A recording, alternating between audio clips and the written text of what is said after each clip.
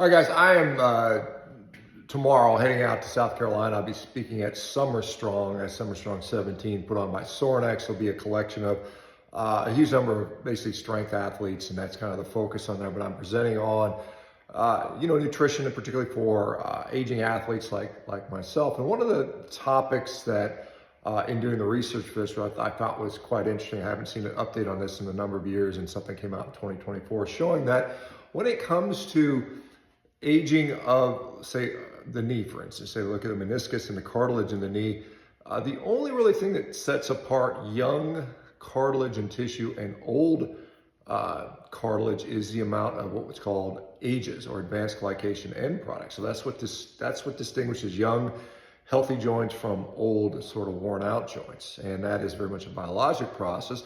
And what is driving these so-called ages, particularly the endogenous ages? Well, it is glycation is happening from high levels of glucose.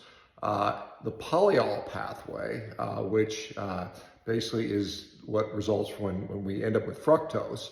And then finally, lipid peroxidation. And probably the biggest driver of that is mitochondrial activity, particularly in regard to the immune system and the environment of a omega-6 rich environment. So that would be, the causes of these aging joints in many ways. And so we've got obviously high sugar, possibly high fructose, and then of course these omega-6s that seem to be combining to lead to an aging joint. So avoid your donuts, right?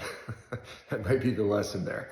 Anyway, it's interesting stuff. I think to me, it makes sense as we see a lot of people when they eliminate those things from their diet, their joints feel better. And we're seeing sort of improvements in the, or slowing down of the aging of these various joints. And again, ultimately, if you feel better and if your joints are feeling better, then you can do more. If you can do more, you can ultimately perform better. Anyway, so just an overview of some of the things I'll be chatting about. I'm really excited to hook up with some of my old strength training buddies from back in the day when I used to compete in the Highland Games and so on and so forth. So I'll be in South Carolina next week in a town called Lexington, which I think is right next to Columbia, if I'm not mistaken. But all right, guys, let me know what you guys think. What do you guys think I should see in South Carolina? What's the best food out there? Who's got the best barbecue or whatever?